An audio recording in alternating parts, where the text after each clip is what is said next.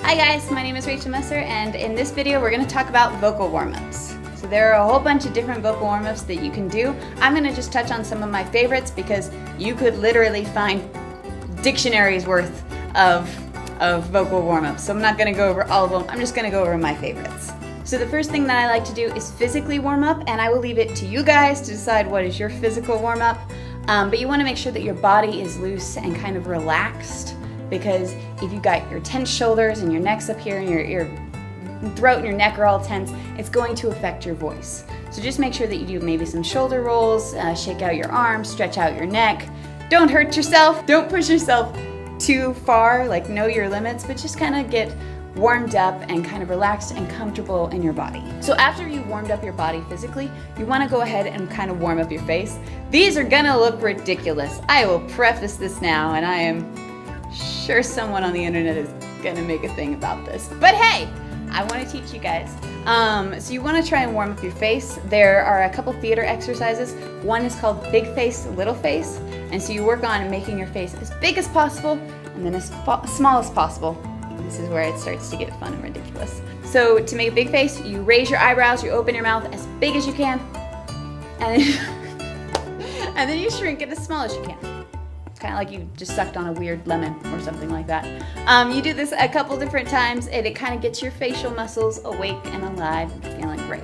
I also like to kind of massage out around your jaw, around your sinus passages, sometimes your forehead. Just make sure that your face is kind of loose. This is also great for film work because you can kind of free up your face and you're more likely to have expressions or more intriguing expressions than you would if you were kind of just not warmed up. You'd be more stone and serious. So I guess if you're doing like a serious film, you might not want to, but if you're doing something comedic, it can definitely help to have the facial muscles awake and alive. So what I also like to do is get the lips kind of warmed up, and I do this just with what's called horse lips, raspberry. It probably has all kinds of different names out there, but it's literally just blowing air through your lips.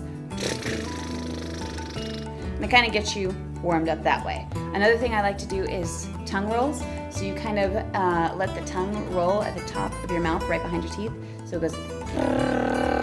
Took me forever to learn how to do that. I didn't learn how to do that until I was like 22, and I was always just rolling R's in the back of my throat. I'm really, really proud as an adult that I can roll my tongue.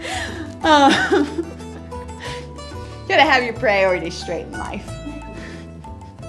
So sirens are basically starting as low as your pitch can go and going up as high as your pitch can go. So I'll start off with the horse lips and the siren so you can see what they sound like, or hear what they sound like, or both. Why not both?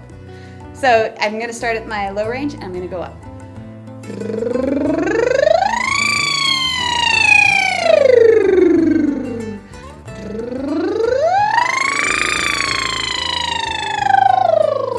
So I like to do that a couple times, and then I move on to sirens with a vowel.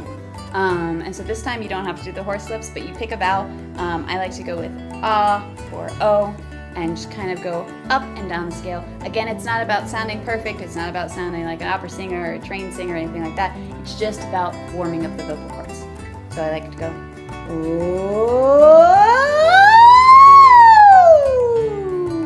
Probably just broke the mic.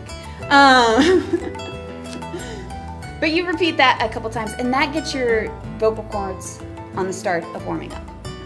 There's a whole bunch of different other things that you can look up. For me, those tend to be my favorites just to get vocally warmed up, and I will repeat them for a couple minutes. There's another thing that are called Gasp sirens, and again, all these things are gonna have different names depending on who the teacher is, but they're all basically the same thing. So what a gasp siren is you gasp, and then you start at the top of your range and you go quickly down. The reason for the gasp is it kind of relaxes your vocal cords and allows all the air to rush in, which keeps your vocal cords pressed apart, so that you're less likely to do damage when you start at the top of your range and come down. Again, before you do any of this, I do recommend checking out the character voices where I talk about vocal nodes and just vocal health in general, because this is going to be kind of crucial to what's going on. But I'll kind of give you a demonstration of that. So, probably like a weird seal or something.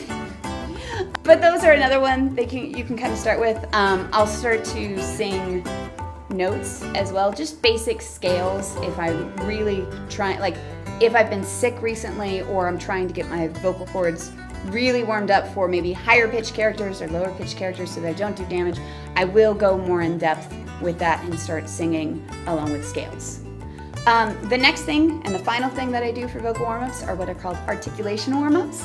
So there are a whole bunch of these. They are basically tongue twisters. Some of my favorites, the first one is what's called red leather, yellow leather, good blood, bad blood. And you just repeat that. A lot of these, you start off kind of slow and focusing as clear as you can on the diction. So you want to make sure that it's not about going fast, it's about going fast with clear diction. So if you can go really, really fast, it's great, but if it still sounds mushy and muffly, then it's not really helping you with articulation warm-ups. So you start off slow and you just kind of build tempo. Red leather, yellow leather, good blood, bad blood. Red leather, yellow leather, good blood, bad blood. I can't go fast with that one, but there's an example of that. Another one is, you know you need unique New York needs you. And I really like that kind of like click, the little glottal stuff almost. That's one of them. My personal favorite is kind of long, and I'll start it off slow. To sit in solemn silence on a dull, dark dock in a pestilential prison with a lifelong lock, awaiting the sensation of a short, sharp shock from a cheap and chippy chopper on a big black block. And you can get it faster and faster. I like to do this especially if I'm going to do stage work or film work that requires a lot of energy. I will pace, so I'll start off with that slow, and I'll start off with a slow walk, and as the speech gets faster, I get faster, and it kind of brings up my energy level as well as warming me up.